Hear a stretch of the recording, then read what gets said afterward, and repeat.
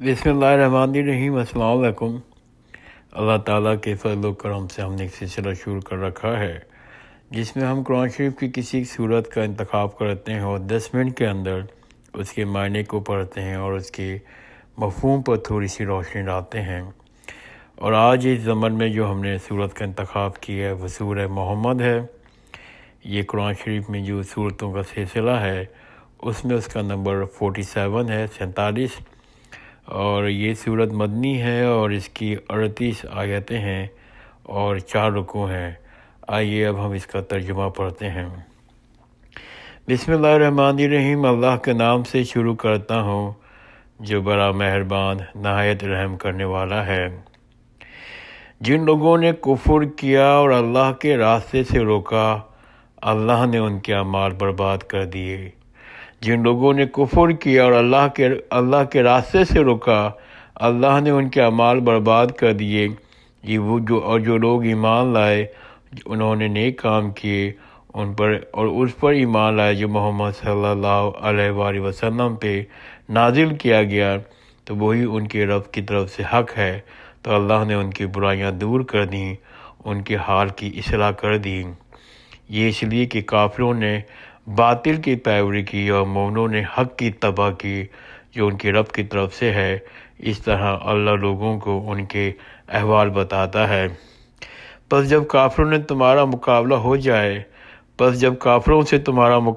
جائے تو ان کی گردنیں مارو، یہاں تک کہ جب خوب قتل کر چکو تو جو زندہ بچے ان کو خوب مضبوطی باندھ لو، پھر اس کے بعد یا احسان کر کے چھوڑ دو یا معاوضہ لے کے یہاں تک کہ لڑائی اپنے ہتھیار رکھ دیں۔ یہی حکم ہے۔ اگر اللہ چاہتا تو خود ان سے بدلہ لے لیتا، لیکن اس نے ایسا نہیں کیا تاکہ ایک دوسرے کے ذریعے تمہارا امتحان لے۔ اور جو لوگ اللہ کی راہ میں قتل کیے جاتے ہیں تو اللہ ان کے اعمال کو ہرگز ضائع نہیں کرے گا۔ اللہ ان کو ہدایت دے گا، ان کی حال کی اصلاح کر دے گا، ان کو جنت میں داخل کرے گا جس کی ان کی شناخت کرا دی تھی۔ اے ایمان والو، اگر تم اللہ کی مدد کرو گے تو تمہاری مدد کرے گا، تمہیں ثابت قدم رکھے گا۔ اے ایمان والو، اگر تم اللہ کی مدد کرو گے تو وہ تمہاری مدد کرے گا، تمہیں ثابت قدم رکھے گا۔ جن لوگوں نے کفر کیا ان کے لیے تباہی ہے، اللہ نے ان کے اعمال برباد کر دیے۔ یہ اس لیے کہ انہوں نے اللہ کے اتارے ہوئے احکام کو ناپسند کیا، تو اللہ نے ان کے اعمال کو ضائع کر دیا۔ کیا ان لوگوں نے زمین پر چل پھر کر نہیں دیکھا کہ ان لوگوں کا کیا انجام کیسا ہوا جو ان سے پہلے گزر چکے ہیں؟ اللہ نے انہیں تباہ کر دیا۔ کافروں کے لیے اسی طرح کی سزائیں ہیں۔ یہ اس لیے ہے مومن کا کارساز خود اللہ ہے۔ یہ اس لیے ہے کہ مومنوں کا کارساز خود اللہ ہے اور کافروں کا کوئی کارساز نہیں۔ جو لوگ ایمان لائے انہوں نے نیک کام کیے، یقیناً اللہ انہیں ایسے باغوں میں داخل کرے گا جس کے نیچے نہریں جاری ہیں، اور جو کافر ہیں وہ دنیا میں کچھ فائدہ اٹھا رہے ہیں، وہ اس طرح کھاتے ہیں جیسے چوپائے کھاتے ہیں، اور جہنم ان کا ٹھکانہ ہے۔ اور کتنی ہی بستیاں ایسی تھیں جو قوت میں آپ کی اس بستی سے زیادہ تھیں جس نے آپ کو نکالا ہے، ہم نے ان کو ہلاک کر دیا تو ان کا کوئی مددگار نہ ہوا۔ پھر جو شخص اپنی رب کی طرف سے ایک واضح راستے پر ہو، کیا وہ اس شخص کے مانند ہو سکتا ہے جس کے برے اعمال اس کی نگاہ میں خوشنما بنا دیے گئے ہوں اور وہ اپنے خواہشوں کا تباہ کرتا ہو؟ جس جنت کا پرہیزگاروں سے وعدہ کیا گیا ہے، اس کی کیفیت ایسی ہے کہ اس میں پانی کی نہریں ہیں جن میں ذرا تغیر نہیں، دودھ کی ایسی نہریں ہیں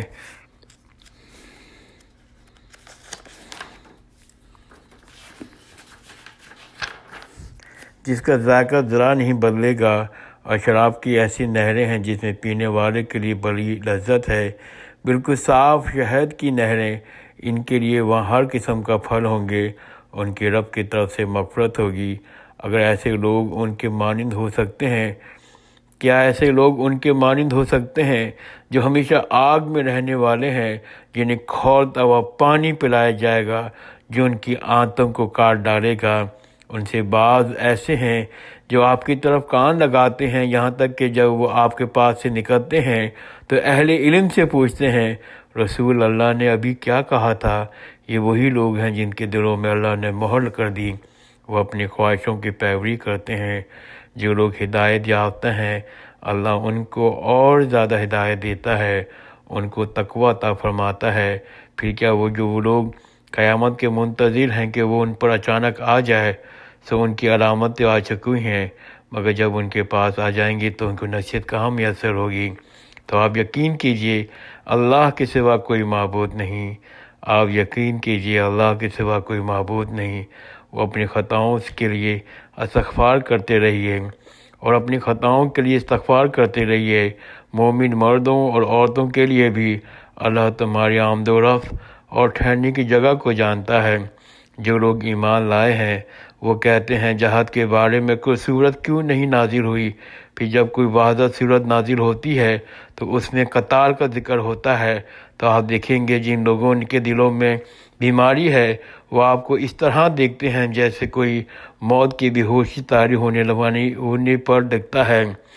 جب وہ آپ کو اس طرح دیکھتے ہیں جیسے کوئی موت کی بے ہوشی طاری ہونے پر دیکھتا ہے تو ان کے لیے خرابی ہے۔ حکم ماننا، بہتر بات کہنا، جب معاملے کا فیصلہ ہو جاتا ہے تو اگر منافق اللہ سے سچے رہتے تو ان کے لیے بہتر تھا۔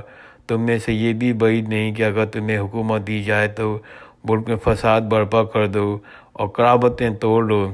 یہی لوگ ہیں جن پر اللہ کی لعنت کی، پھر ان کو بہرا کر دیا، ان کو آنکھوں کو اندھا کر دیا۔ کیا یہ لوگ قرآن میں غور نہیں کرتے یا ان کے دلوں پر تالے پڑ گئے ہیں؟ بے شک جو لوگ سیدھی راہ ظاہر ہونے کے بعد اپنے پشت پھیر کر ہٹ گئے تو شیطان نے ان کو دھوکہ دیا، ان کی بڑی امیدیں دلائیں۔ یہ اس لیے ہوا انہوں نے ایسے لوگوں سے جو اللہ کی نازل کی ہوئی کتاب کو ناپسند کرتے ہیں کہا کہ بعض قوموں میں ہم تمہارا کہنا مان لیں گے اور اللہ ان کو پوشیدہ باتیں خوب جانتا ہے۔ اللہ ان کی پوشیدہ باتیں خوب جانتا ہے۔ سو کیا حال ہوگا جب فرشتے ان کی روح قبض کریں گے، ان کے منہ پہ اور پیٹھوں پہ ماریں گے۔ یہ اس لیے ہوگا کہ وہ اپنے اس راستے پر چلے جو اللہ کو غصہ دلاتا ہے۔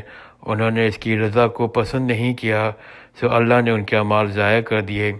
کیا انہوں نے یہ سمجھ رکھا ہے کہ جن کے دلوں میں بیماری ہے اللہ ان کی عداوتوں کو ظاہر نہ کرے گا؟ کیا انہوں نے یہ سمجھ رکھا ہے کہ جن کے دلوں میں بیماری ہے تو اللہ ان کی عداوتوں کو ظاہر نہیں کرے گا؟ اگر ہم چاہیں تو آپ کو وہ لوگ دکھا دیں، آپ ان کو ان کے چہروں سے پہچان لیں، یقیناً آپ ان کو ان کے طرز عمل سے پہچان لیں گے۔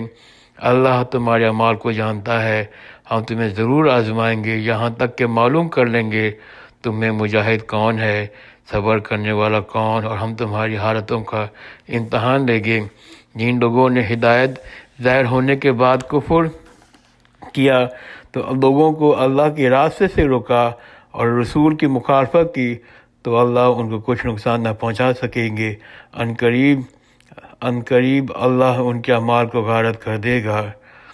لوگوں کو اللہ کے راستوں سے روکا، رسول کی مخالفت کی تو وہ اللہ کو کچھ نقصان نہ پہنچا سکیں گے۔ عنقریب اللہ ان کے اعمال کو غارت کر دے گا۔ اے ایمان والو اللہ اور اس کے رسول کی اطاعت کرو، اے ایمان والو اللہ اور اس کے رسول کی اطاعت کرو، اپنے اعمال کو برباد نہ کرو۔ بے شک جن لوگوں نے کفر کیا، اللہ کی راہ سے روکا، پھر وہ کفر کی حالت میں مر گئے، اللہ ہرگز ان کی مغفرت نہ فرمائے گا۔ سو تم ہمت نہ ہارو، دب کر صلح کی مت بلاؤ، تم ہی غالب رہو گے، اللہ تمہارے ساتھ ہے۔ سو تم ہمت نہ ہارو اور دب کر صلح کی طرف مت بلاؤ، تم ہی غالب رہو گے، اللہ بڑا تمہارے ساتھ ہے، وہ ہرگز تمہاری اعمال میں کمی نہ کرے گا۔ دنیاوی زندگی تو محض کھیل تماشا ہے، اگر تم ایمان اور تقوی اختیار کرو گے تو تمہیں تمہارا اجر عطا کرے گا، تم سے تمہارے مال طلب نہ کرے گا۔ اگر وہ تم سے تمہارے مال مانگے اور زور دے کر مانگے تو تم بخل کرنے لگو، اللہ تمہاری ناگواری ظاہر کر دے گا۔ دیکھو تم وہ لوگ ہو، تمہیں اللہ کی راہ میں خرچ کرنے کے لیے بلایا جاتا ہے۔ دیکھو تم وہ لوگ ہو، تمہیں اللہ کی راہ میں خرچ کرنے کے لیے بلایا جاتا ہے، تو تم میں سے بعض بخل کرنے لگتے ہیں۔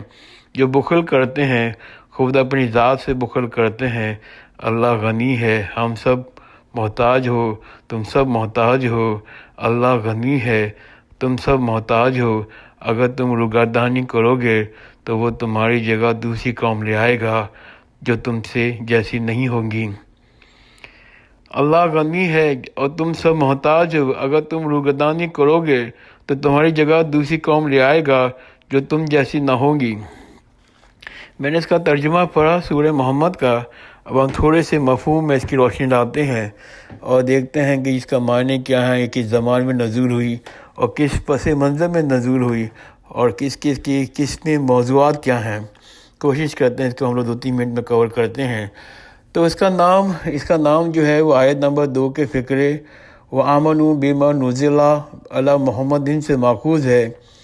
مراد یہ ہے کہ یہ وہ صورت ہے جس میں محمد صلی اللہ علیہ وآلہ وسلم کا اسم گرامی آیا ہے۔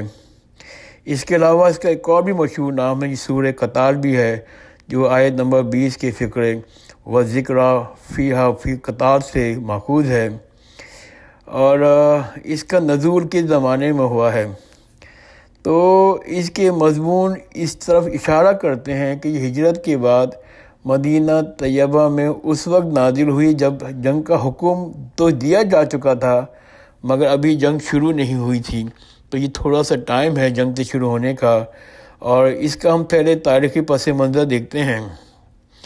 اصل میں جس زمانے میں یہ صورت نازل ہوئی اس وقت صورتحال یہ تھی کہ مکہ معظمہ میں خاص طور پر اور عرب کی سرزمین پہ بالعموم ہر جگہ مسلمانوں کو ظلم و ستم کا نشانہ بنایا جا رہا تھا۔ ان پر زندگی تنگ کر دی گئی تھی۔ مسلمان ہر طرف سے سمیٹ کر مدینہ طیبہ میں جمع ہو گئے تھے، اور کفار قریش یہاں بھی ان کو چین سے بیٹھنے نہیں دے رہے تھے۔ مدینہ کی چھوٹی سی بستی ہر طرف سے کفار کے نرغے میں تھی، اور کفار ان کو مٹا دینا چاہتے تھے، ہر قسم کے ظلم کر رہے تھے۔ مسلمانوں کے لیے اس حالات میں 2 ہی چارہ کار باقی رہ گئے تھے، یا تو وہ دین حق کی دعوت و تبلیغ ہی نہیں کرتے بلکہ اس کی پیروی سے بھی دستبردار ہو جاتے، اسلام کو چھوڑ دیتے اور جہالت کے سامنے ہتھیار ڈال دیتے، یا پھر مرنے اور مارنے کے لیے کھڑے ہو جاتے، سر دھڑ کی بازی لگا کر ہمیشہ سے اس امر کا فیصلہ کر دیتے کہ عرب کی سرزمین پہ اسلام کو رہنا ہے یا جہالت کو۔ تو اللہ تعالیٰ نے اس موقع پر مسلمانوں کو اس ہزیمت کی راہ دکھائی کہ اہل ایمان کے لیے ایک ہی راہ ہے۔ اس نے یہی بات سورہ حج میں بھی آیت نمبر 39 میں اس جنگ کی اجازت دی، اور پھر سورہ بقرہ میں بھی آیت نمبر 190 میں اس کا حکم دیا گیا۔ پھر اس وقت ہر شخص جانتا تھا کہ ان حالات میں جنگ کے معنی کیا ہیں، کیونکہ مدینہ میں ایک اہل ایمان کی مٹھی بھر ایک جمعیت تھی، چند لوگ تھے جو پورے 1000 مرد بھی جنگ کے لیے فراہم نہیں کر پا رہے تھے، اور ان سے کہا جا رہا تھا کہ وہ سارے عرب کی جاہلوں سے ٹکر لینے کے لیے کھڑے ہو جائیں۔ اور پھر لڑائی کے لیے ساز و سامان کی بھی قلت تھی، اور پورا جو لوگ بستی تھی وہ پیٹ کاٹ کر بھی ایک مشکل سے کچھ چیزیں جمع کر پا رہے تھے جنگ کے لیے۔ اس کے اندر سینکڑوں مدینہ منورہ میں مہاجر بھی تھے، اور ان کی معاشی حالت بہت ہی ختم تھی، اس لیے کہ سارے عرب کے لوگوں نے ان کے معاشی طور پر ناکہ بندی کر رکھی تھی۔ اس نے پرسان حال کے اندر کہ جب کچھ اس فائنینشلی طور پر بھی اسٹرانگ نہیں ہے اور ہر قسم کی مشکلات ہیں، اس میں اللہ تعالیٰ نے کہا کہ تم جنگ کے لیے کھڑے ہو جاؤ۔ یہ اس زمانے میں یہ صورت نازل ہوئی ہے۔ اب ہم دیکھتے ہیں اس کا مضمون کیا ہے، اس نے کس چیز کی ہدایت دی اللہ تعالیٰ نے۔ تو یہ حالات جس پہ یہ صورت نازل ہوئی ہے، اس کا موضوع اہل ایمان کو جنگ کے لیے تیار کرنا اور ان کو اس سلسلے میں ابتدائی ہدایت دینا ہے۔ اسی مناسبت سے اس صورت کا نام سورہ قطار بھی ہے۔ ان میں یہ مضامون آئے ہیں، میں ترتیب سے بیان کرتا ہوں۔ آغاز میں بتایا گیا ہے کہ اس وقت 2 گروہ کے درمیان مقابلہ درپیش ہے۔ ایک گروہ کی پوزیشن یہ ہے کہ وہ حق ماننے سے انکار کر چکا ہے اور اللہ کے راستے میں سد راہ بن کر کھڑا ہو گیا ہے، اور دوسرے گروہ کی پوزیشن یہ ہے کہ وہ اس حق کو مان گیا ہے اور اللہ تعالیٰ کی طرف سے جو کچھ نازل ہوا ہے محمد صلی اللہ علیہ وسلم پہ اس کو بھی مان گیا ہے۔ اب اللہ تعالیٰ کا 2 ٹوک فیصلہ یہ ہے کہ پہلے گروہ کی تمام صحیح اور عمل کو اس نے رائگاں کر دیا، اور دوسرے گروہ کے حالات کو بہتر کر دیا، درست کر دیا، یعنی کہ کافروں کے سارے اعمال کو اور منافقین کے سارے اعمال کو زیادہ رائگاں کر دیا، اور مسلمانوں کو ان کے حالات کو بہتر کر دیا۔ یہ پہلے ڈسکس ہوا ہے سورت کے اندر۔ اس کے بعد مسلمانوں کو ابتدائی جنگی ہدایت دی گئی ہیں کہ ان کو اللہ کی مدد اور رہنمائی کو یقین دلایا گیا ہے، ان کو اللہ کی راہ میں قربانی کرنے پر بہترین اجر کی امید دلائی گئی ہے، انہیں اطمینان دلایا گیا ہے کہ راہ حق میں ان کی کوششیں رائے گاہ نہیں جائیں گی، بلکہ دنیا سے لے کر آخرت تک وہ ان کو اچھے سے اچھا پھل پائیں گے۔ پھر کفار کو تنبیہ کی گئی، ان کو بتایا گیا ہے کہ وہ اللہ کی تائید اور رہنمائی سے محروم ہے، ان کی کوئی تدبیر اہل ایمان کے مقابلے میں کارگر نہیں ہوگی، اور دنیا میں بھی اور آخرت میں بھی ان کا برا انجام ہے۔ انہوں نے اللہ کے رسول کو مکہ سے نکال کر پھینک کر یہ سمجھا کہ بڑی کامیابی حاصل کر رہے ہیں۔ انہوں نے اللہ کے رسول کو مکہ سے نکال دیا اور یہ سمجھا کہ بڑی کامیابی نصیب ہوئی ہے، حالانکہ در حقیقت یہ کام انہوں نے اپنی ہی تباہی کو خود اپنے اوپر دعوت دی ہے۔ اس کے بعد منافقین کی طرف منہ موڑا ہے، جو جنگ کے حکم آنے سے پہلے تو بڑے مسلمان بنے پھرتے تھے، جب یہ حکم آ جانے کے بعد ان کے ہوش اڑ گئے اور اپنی عافیت کی فکر میں کفار سے سازگار کرنے لگے تاکہ اپنے آپ کو جنگ کے حالات سے بچا لیں۔ ان کو صاف صاف خبر کر دیا ہے کہ اللہ اور اس کے دین کے معاملے میں منافقت اختیار کرنے والوں کا کوئی عمل بھی اللہ کے ہاں مقبول نہیں ہے۔ یہاں تو بنیادی سوال جس پر تمام ایمان کی آزمائش کھڑی ہے وہ یہی ہے کہ آدمی حق کے ساتھ ہے یا باطل کے ساتھ ہے، اس کی ہمدردیاں اسلام اور مسلمانوں کے ساتھ ہیں یا کفر و کافر کے ساتھ ہیں۔ وہ اپنی ذات اور اپنی وفادات کو عزیز رکھتا ہے، یہ حق کو جس پر ایمان لانے والوں کا جو دعویٰ کر رہے ہیں۔ اس آزمائش میں جو شخص کھوٹا نکلتا ہے وہ مومن ہی نہیں، اس آزمائش میں جو شخص کھوٹا نکلتا ہے وہ مومن ہی نہیں، کجا کہ اس کی نماز، اس کے روزے، ان کی زکوٰۃ خدا کے ہاں کسی اجر کے مستحق ہوں۔ پھر مسلمان کو تلقین کی گئی ہے اپنی قلت تعداد، بے سر و سامانی اور کفار کی کثرت، ان کی سر و سامانی کی فروانی دیکھ کر ہمت نہ ہاریں، ان کے آگے صلح کی پیش کرنے کی کر کے کمزوری ظاہر نہ کریں، جس سے ان کی جرأتیں اسلام اور مسلمانوں کے مقابلے میں اور بڑھ جائیں، بلکہ اللہ پہ بھروسہ کریں، اللہ کا نام لے کے اٹھیں اور کفار کے اس پہاڑ سے ٹکرا جائیں۔ اللہ مسلمانوں کے ساتھ ہے، وہی غالب رہیں گے اور یہ پہاڑ ان سے ٹکرا کر پاش ہو جائے گا۔ آخر میں مسلمانوں کو انفاق فی سبیل اللہ کی دعوت دی گئی ہے، اگرچہ اس وقت مسلمانوں کا معاشی حالت بہت پتلی تھی، سامنے بڑے سے بڑے مسئلے کھڑے تھے، یہاں عرب میں اسلام اور مسلمانوں کو زندہ رہنا ہی نہیں دی جا رہا تھا۔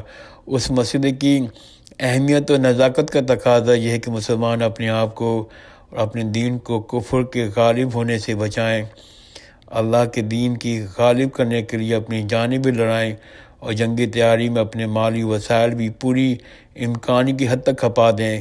اسے مسلمانوں سے فرمایا گیا ہے کہ اس وقت جو شخص بخل کرے گا، بخل سے کام کرے گا، وہ دراصل اللہ کا کچھ نہیں بگاڑا، خود اپنے آپ ہی کو ہلاکت میں ڈال رہا ہے۔ اللہ تو انسانوں کا محتاج نہیں، اس کے دین کے خاطر قربانیاں دینا سے اگر ایک گروہ جی چرائے گا تو اللہ اسے ہٹا کر دوسرے گروہ اس کی جگہ لے آئے گا۔ میں نے کوشش کی ہے کہ مختصر ترین انداز میں اس کا ترجمہ پڑھ سکوں اور اس کے موضوع پر روشنی ڈال سکوں۔ جزاک اللہ خیر، خدا حافظ۔